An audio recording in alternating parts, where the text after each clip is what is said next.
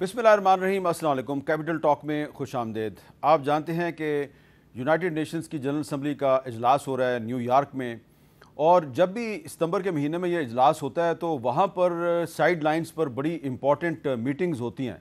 तो पाकिस्तान के prime minister Shahbaz शरीफ साहब की अमेरिकन प्रेसिडेंट डोनाल्ड ट्रंप साहब के साथ एक मुलाकात जो है वो तय है, और भी बहुत सी मीटिंग्स वहाँ पर होने वाली हैं। और इस मीटिंग की अहमियत यह है कि अभी कुछ दिन पहले पाकिस्तान और सऊदी अरब ने एक म्यूचुअल डिफेंस एग्रीमेंट किया है। क्या ये जो पाकिस्तान और सऊदी अरब के दरमियान एक डिफेंस एग्रीमेंट हुआ है, इससे पाकिस्तान और सऊदी अरब के लिए जो ख़तरात हैं वो कम हो गए हैं या पहले से मज़ीद बढ़ गए हैं? ये एक बहुत अहम सवाल है। और इसके साथ ही साथ एक डेवलपमेंट ये चल रही है कि दुनिया के बहुत ही अहम ममालिक, जिसमें बरतानिया शामिल है, जिसमें कनाडा शामिल है, ऑस्ट्रेलिया है, ये ममालिक जो हैं एक आज़ाद फ़लस्तीनी रियासत को तस्लीम करते जा रहे हैं। और दूसरी तरफ जो इजराइल के प्राइम मिनिस्टर हैं नेतन्याहू साहब, वो बहुत ही बबांगे दोहल खुले अल्फाज में फ़लस्तीनी रियासत को तस्लीम ना करने का ऐलान कर रहे हैं। उन्होंने अपनी जो इब्रानी ज़ुबान है उसमें उन्होंने अपने मीडिया पर एक बयान जारी किया, जिसमें उन्होंने कहा है कि जो भी फ़लस्तीनी रियासत को तस्लीम कर रहे हैं उनको वाज़े पैगाम है कि फ़लस्तीनी रियासत का क़याम किसी सूरत में नहीं होगा। साल हा साल से मैंने शदीद अंदरूनी और बैरूनी दबाव के बावजूद इस दहशत गर्द रियासत को नहीं बनने दिया। उन्होंने दहशत गर्द रियासत का लफ्ज़ इस्तेमाल किया, जबकि वो अच्छी तरह जानते हैं कि आने वाले दिनों में बहुत से दीगर ममालिक भी आज़ाद फ़लस्तीनी रियासत को तस्लीम करने वाले हैं। और इसके साथ ही साथ उनका जो इंडिया के जो वज़ीर आज़म हैं नरेंद्र मोदी, उनके साथ भी बहुत गहरा ताल्लुक़ है और उनके साथ भी वो राब्ते में हैं। और नरेंद्र मोदी जो हैं वो इस वक्त कश्मीर में जो कर रहे हैं वो आपके सामने है। उनके जो डिफेंस मिनिस्टर हैं राजनाथ सिंह साहब, उन्होंने भी एक धमकीआमेज़ बयान जारी कर दिया है। क्या कहा है, ज़रा सुनिए। पड़ोसी देशों के साथ हम अच्छे रिश्ते बनाकर रखना चाहते हैं, चाहे कोई भी पड़ोसी, लेकिन पड़ोसी को भी तो चाहिए अच्छे रिश्ते बनाकर रखें। नहीं रखेगा उसको सही रास्ते पर लाना भी तो हमारी ही जिम्मेदारी है, न और किसी है। और हमारे प्रधानमंत्री जी ने भी कहा कि यह तो भी पास है, पास अभी ऑपरेशन सिंदूर को स्थगित किया है और आगे भी कोई वारदात होगी। तो भारत के डिफेंस मिनिस्टर कह रहे हैं कि ऑपरेशन सिंदूर को पॉज किया है, उसको ख़त्म नहीं किया। और फिर उन्होंने एक इशारा किया है कि वक्त ज़रूरत पड़ने पे हम दोबारा भी ये ऑपरेशन शुरू कर सकते हैं। तो ये सारी सूरत हाल पे गुफ्तगू करेंगे। हमारे साथ मौजूद हैं जनाब मुशाहिद हुसैन सैयद साहब, किसी तारुफ के मुताज नहीं, चेयरमैन है पाक चाइना इंस्टीट्यूट के, और मुनीर अकरम साहब यूनाइटेड नेशंस में पाकिस्तान के साबिक एम्बेसडर हैं, वो भी हमारे साथ मौजूद हैं। वो अमेरिका से हमें उन्होंने ज्वाइन किया है। तो मुशाहिद हुसैन सैयद साहब, क्या आपको लग रहा है कि नेतन्याहू और नरेंद्र मोदी इंटरनेशनल पीस के लिए एक ख़तरा बन चुके हैं और दोबारा पाकिस्तान के ख़िलाफ़ कोई जारहाना मंसूबा जो है उस पर अमल दरामद करने वाले हैं? मैं समझता हूँ इसको आलमी अमन को और इलाकाई सलामती को जो सबसे बड़ा ख़तरा है वो ग्रेटर इज़राइल और अखंड भारत का गठजोड़, इंडो इज़राइल एक्सिस, और दोनों को मार पड़ी है अलग-अलग। हिंदुस्तान को हमने लगाई फेंटी मई में, इज़राइल को फेंटी लगाई ईरान ने, और उनको काफ़ी तकलीफ़ है इस चीज़ की। और अब जो हमने दिफाई मुआहदा किया है सऊदी अरेबिया का, जो तारीख़ी है और मैं समझना खुशाइंद है और बड़ा बरवक्त है, उससे उनको तकलीफ ये हुई कि पहली दफ़ा एक मुस्लिम डिफेंस अलायंस बन गया तारीख़ में। आपस में दो मुसलमान मुल्कों में कभी डिफेंस पैक्ट नहीं हुआ, होता था वेस्ट के साथ मिलके मल्टीलैटरल, ये बन गया। और उनका मेन ख़तरा तो है ग्रेटर इज़राइल का।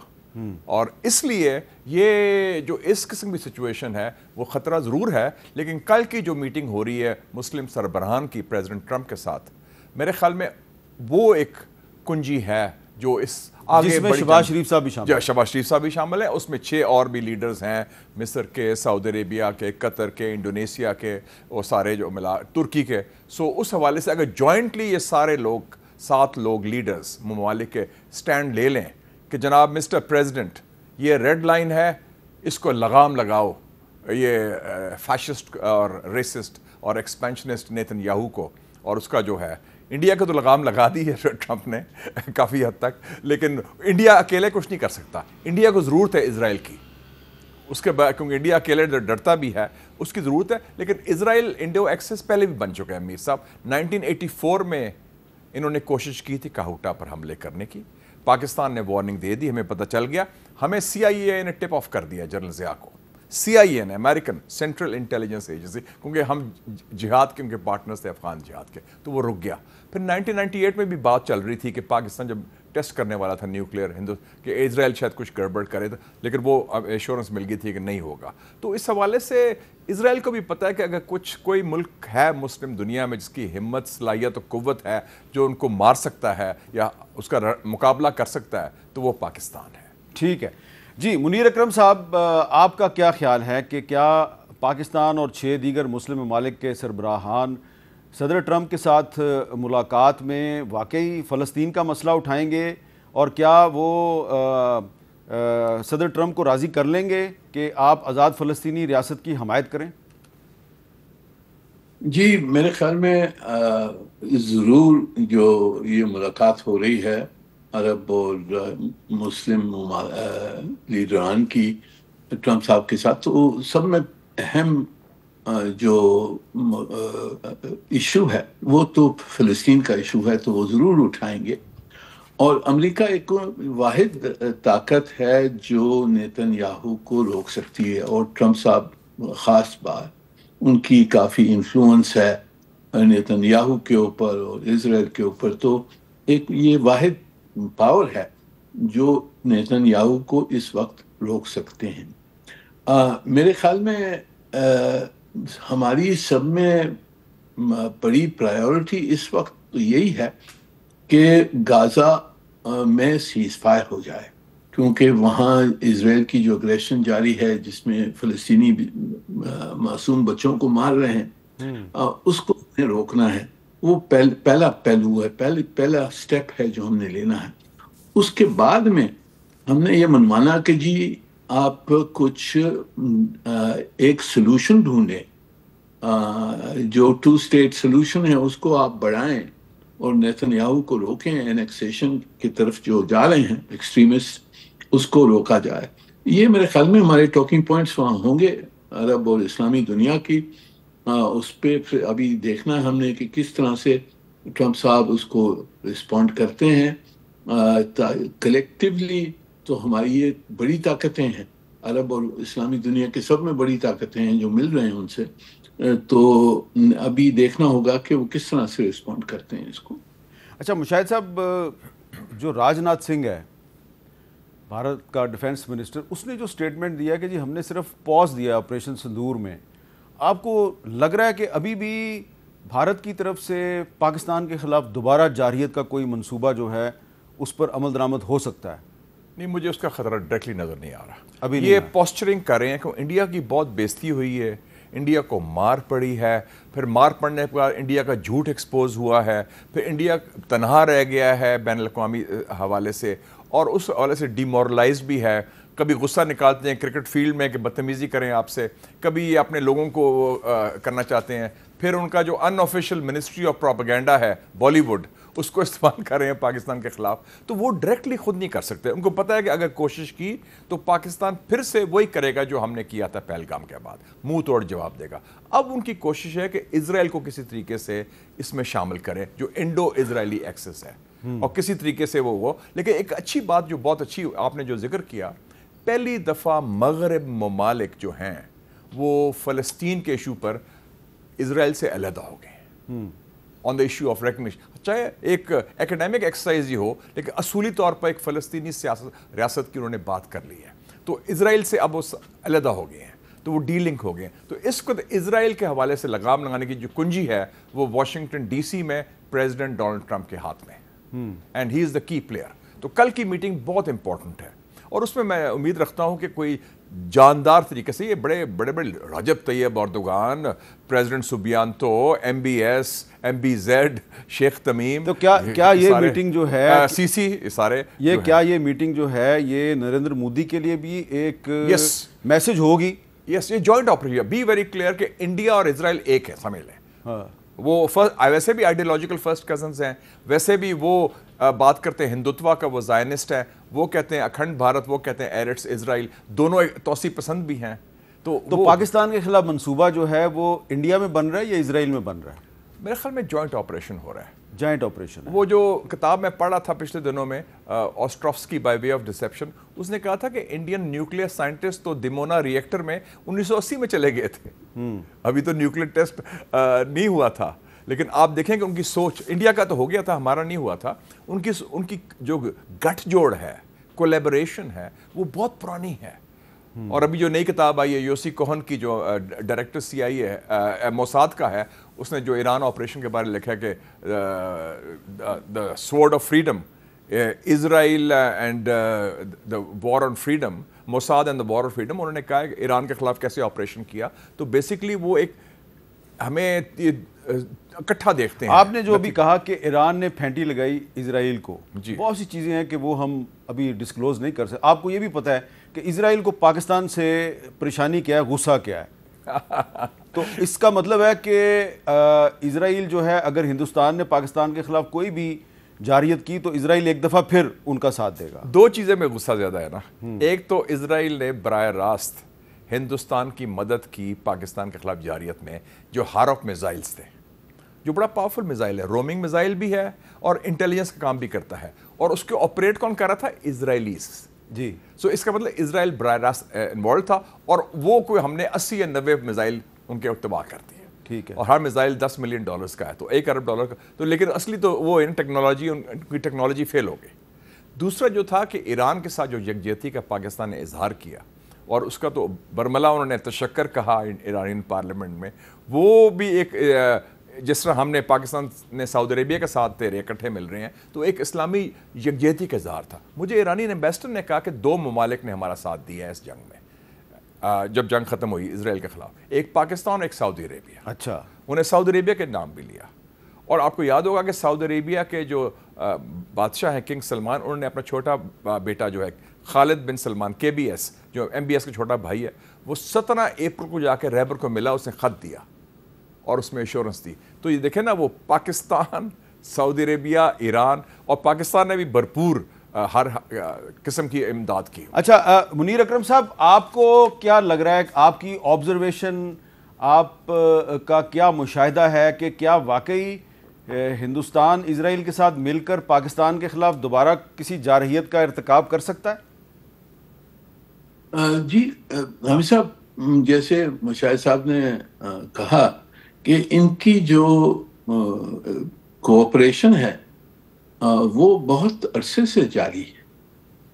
اسرائیل نے ہندوستان کی بھرپور سپورٹ کی ہے، ٹیکنالوجی میں، ملٹری وغیرہ وغیرہ، انٹیلیجنس میں ان کی سپورٹ کی. تو وہ ان کی کوآپریشن تو جاری ہے، اور ان کی آبجیکٹیوز کنورجنٹ ہیں ہمارے خلاف. تو یہ کوآپریشن تو ضرور جاری رہے گی. اب جہاں تک کہ ہندوستان کے ارادے کیا ہیں، وہ میں سمجھتا ہوں کہ اس وقت وہ تیار نہیں ہیں، ان کے پاس کیپیبلٹیز نہیں ہیں پاکستان کے خلاف واپس اگریشن شروع کرنے کا. پر اس کا مطلب یہ نہیں کہ آگے جا کے انہوں نے کوئی موقع نہیں ڈھونڈنا ہے. وہ ضرور موقع ڈھونڈیں گے جس کے تحت پاکستان کو پھر وہ دبا سکیں، کورس کر سکیں اور اس کے خلاف ایگریشن کر سکیں. کیونکہ ان کی پرائیڈ بہت ہرٹ ہو گئی ہے، ان کی کریڈیبلٹی ایروڈ ہو گئی ہے یہ 4 دن کی جنگ میں. تو انہوں نے ریٹریو کرنا ہے. ان کی جو ریپوٹیشن ہے، جو گلوبل کریڈیبلٹی ہے، اس کو ریٹریو کرنے کے لیے انہوں نے کہا آگے جا کر پاکستان کو دبانے کی ضرور کوشش کریں گے.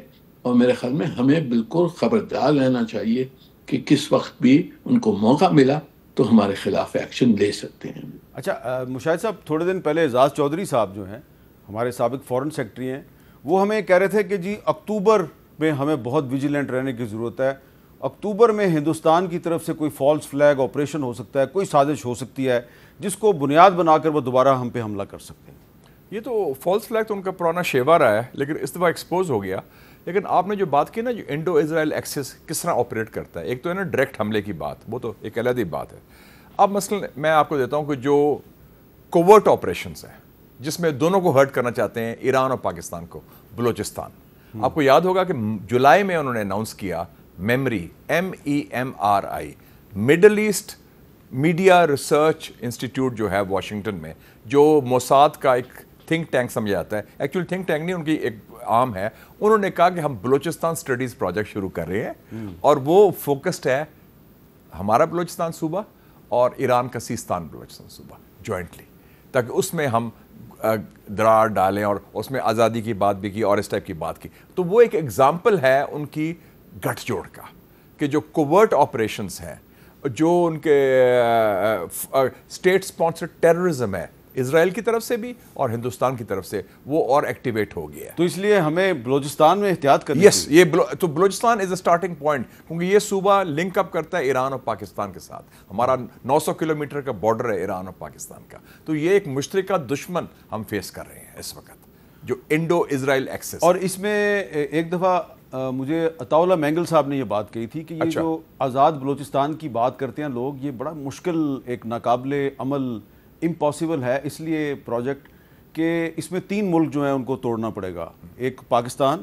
ایران اور پھر افغانستان، پھر وہ تمام بلوچ علاقے جو ہیں متحد ہوتے ہیں، جس طرح وہ کردستان والی بات ہے۔ یہی بات میں نے سیلگ ہیرزن کو کی تھی، جس نے کہا تھا نا، کتاب بھی لکھی تھی اس بلوچستان کے اوپر، میں کہ یہ پاسبل نہیں ہے، اور انلیس کہ کوئی پوری بین الاقوامی سازش ہو اور ایک انٹرنیشنل کنسنسس ہو، وہ حساب نہیں ہے اس کا، یہ آسان نہیں، کیونکہ پورا خطہ آپ کو تہس نہس کرنا پڑے گا۔ تو اس کے لیے پھر ہمیں چاہیے کہ ایران اور پاکستان مل کے اس مسئلے پہ بھی تھوڑا سا احتیاط کریں۔ اور یہ شروعات ہیں، دیکھیں نا، وہ سافن اپ کرنے کے لیے پہلے وہ یہ کام کرتے ہیں نا، تھرو موساد، ان کی انٹیلیجنس کام کرتی ہے، اور ہمیں یہ متعارف ہونا چاہیے کہ جیسے تہران میں موساد کے آپریٹرز پکڑے گئے، اسلام آباد میں بھی اب بڑا ٹارگٹ ہوگا موساد کا۔ اور قطر میں انڈینز پکڑے گئے جو موساد کے لیے کام کر رہے تھے، 8 بندے تھے اور ان کو سزائے موت ہوئی۔ قطر میں وہ ایز انڈین ورکرز تھے، but actually they were Mossad agents. اور پاکستان میں پچھلے کافی سالوں کے دوران کچھ ایسے آپریشن ہوئے ہیں جس میں کہ کچھ فورن ایمبیسیز کے لوگ جو ہیں وہ موساد کے لیے کام کرتے ہوئے پکڑے گئے ہیں۔ نہیں، فورن ایمبیسیز کچھ ممالک کی ہیں، اس میں کچھ چھوٹے موٹے یورپین ممالک بھی ہیں، اور کچھ شاید ایشیا، لاطینی امریکہ، کوئی اس قسم میں لوگ چھوڑ دیں، نام نہیں لیتے۔ ہاں، نہیں، مطلب ہے کہ یہ وہ ڈائریکٹلی تو نہیں، اسرائیل ایمبیسی تو کوئی نہیں ہے ادھر، نہ اسرائیل لابی ہے ادھر، حالانکہ کچھ لوگ ہیں صرف پھر مس گائیڈڈ اسرائیل کی بات کرتے ہیں، لیکن عوام تو ہیٹ کرتے ہیں۔ اچھا سر، اس میں ایک اور بھی ایشو آ گیا کہ اب ٹرمپ صاحب کہہ رہے ہیں جی کہ ہمیں بگرام ایئر بیس چاہیے، یہ ایک انہوں نے نیا پھٹا ڈال دیا، اس پہ بات کرتے ہیں وقفے کے بعد۔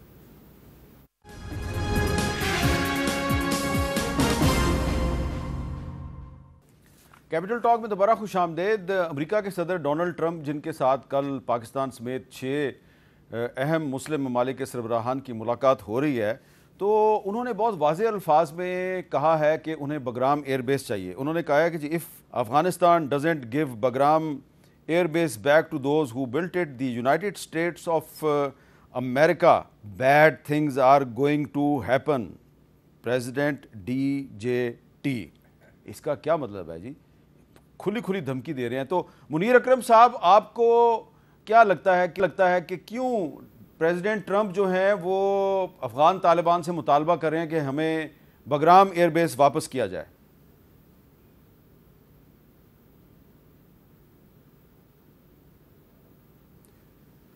جی منیر اکرم صاحب، آپ کو آواز آ رہی ہے؟ جی منیر اکرم صاحب سے ہماری بات نہیں ہو۔ جی مشاہد صاحب، آپ کا کیا خیال ہے اس بارے میں؟ میرے خیال میں ہے، اور اس میں ایک اور ٹرمپ نے بڑی انٹرسٹنگ بات کی ہے، اس نے وجہ جو بیان کی ہے نا، کہ یہ وہ بیس ہے جو ہم نے بنایا تھا، یعنی کہ امریکنوں نے، اور دوسرا اس کا تعلق چائنیز ایٹامک ٹیسٹنگ سائٹ سے ہے۔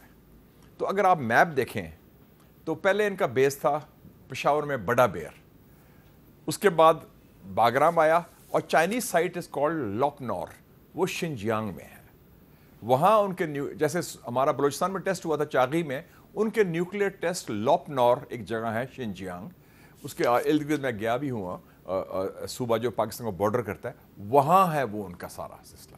تو ان کی نظریں بظاہر انہوں نے یہ بات کی ہے، لیکن یہ بڑی ایک بے بنیاد بات ہے، کیونکہ پہلے تو ہماری امریکن نالائکی کی ناکامی کی وجہ سے 7 ارب ڈالر کا اسلحہ چھوڑ کے وہ گئے، چاہیے تو یہ تھا کہ اسلحہ ہمیں دیتے پاکستان کو، ہم نے سب سے زیادہ جنگ لڑی، قربانیاں ہم نے دی دہشت گردی کے خلاف، اسلحہ چھوڑ کے چلے گئے، پھر ان کا پیسہ بھی لے لیا. تو یہ تو ناممکن بات ہے.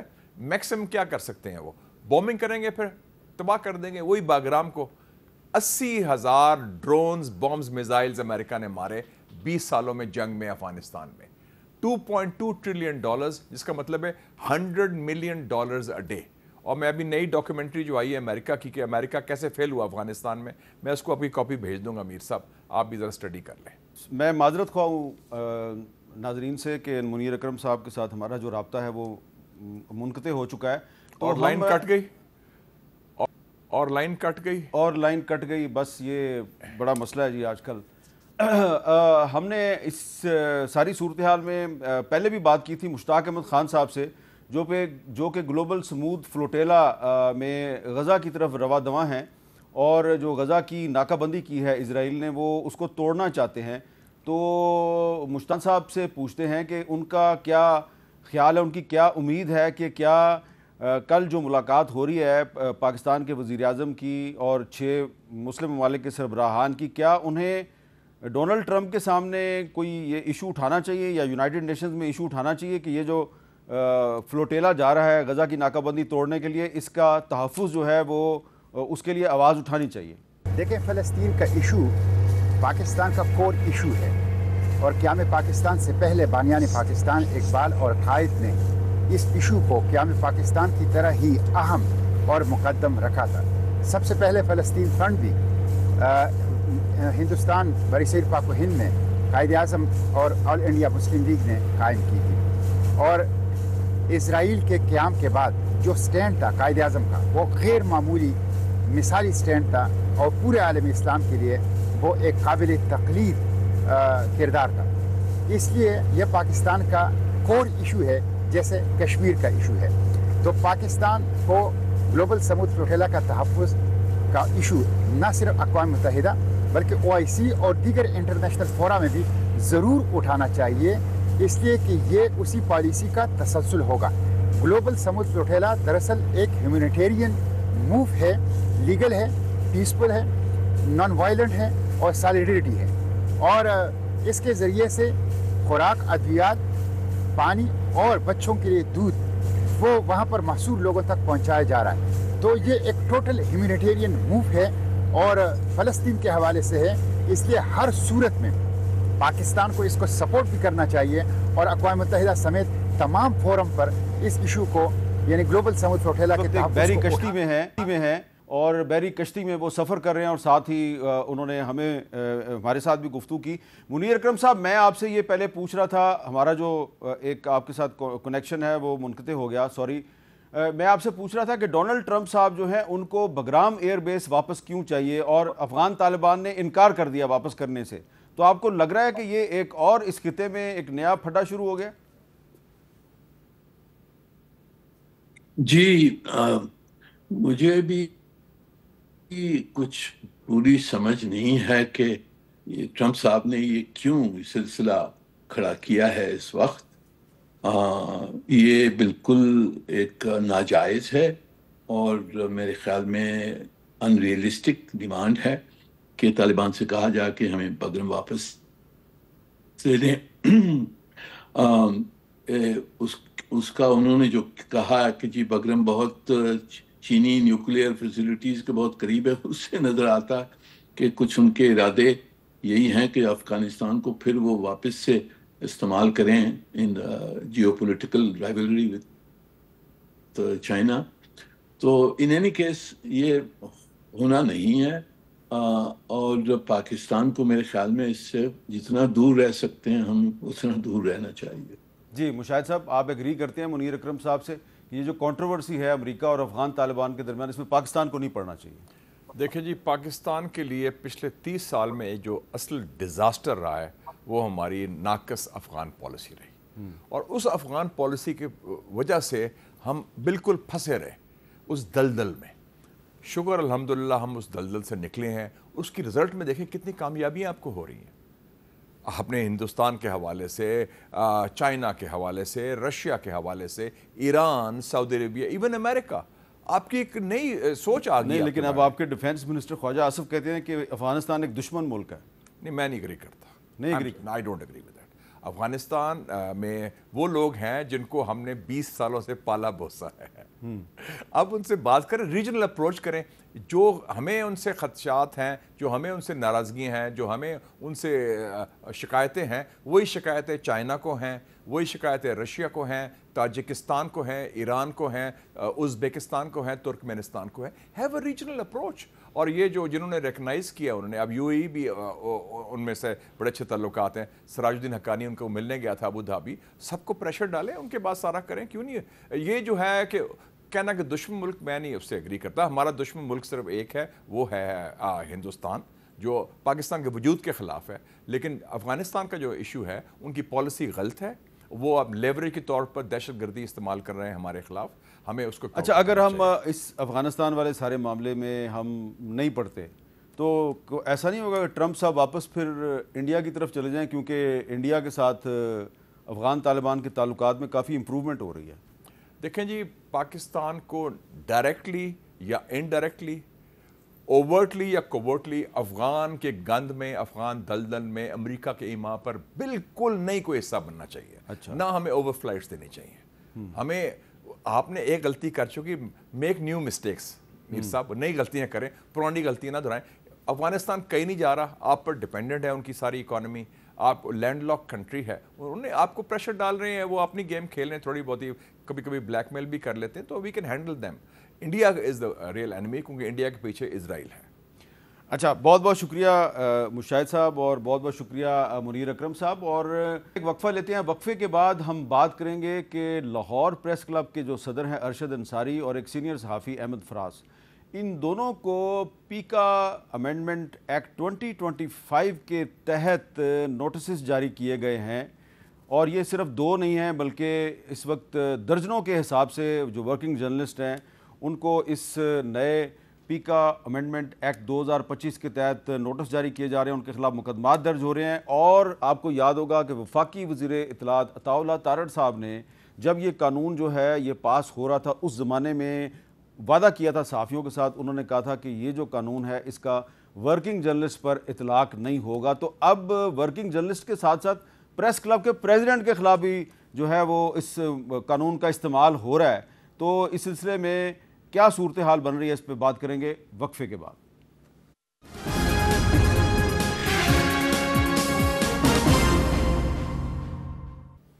کیپٹل ٹاک میں خوش آمدید.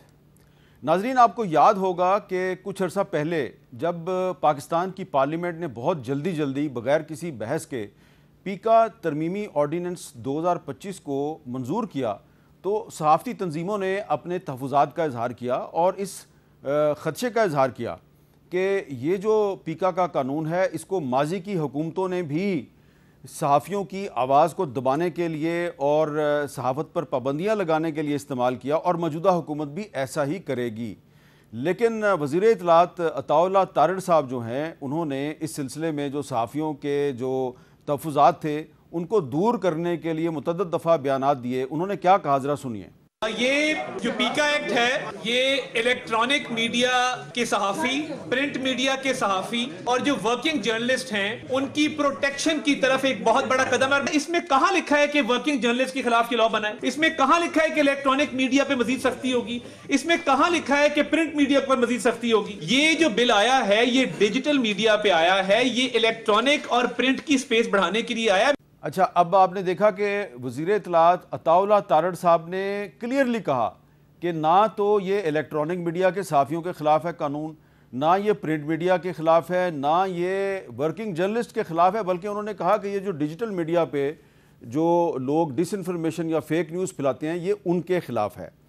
تو اس کے بارے میں جب حکومت کے دیگر عہدیداروں سے بھی بات ہوئی, وزیر قانون اعظم نذیر تارڑ صاحب سے بھی بات ہوئی, تو انہوں نے کہا کہ نہیں ایسی کوئی بات نہیں ہے, یہ جو قانون جو ہے اس کا غلط استعمال نہیں ہوگا. لیکن اس کے بعد ہم نے دیکھا کہ یہ قانون جو ہے اس کو صرف پنجاب میں نہیں بلکہ خیبر پختونخوا میں اور سندھ میں اور دیگر جگہوں پہ بھی پولیس نے عام شہریوں کے خلاف بھی استعمال کرنا شروع کر دیا، اور پھر اس قانون کو ورکنگ جرنلسٹ کے خلاف استعمال کرنا شروع کر دیا، پرنٹ میڈیا اور الیکٹرانک میڈیا کے جو ورکنگ جرنلسٹ ہیں ان کے خلاف بھی استعمال کرنا شروع کر دیا۔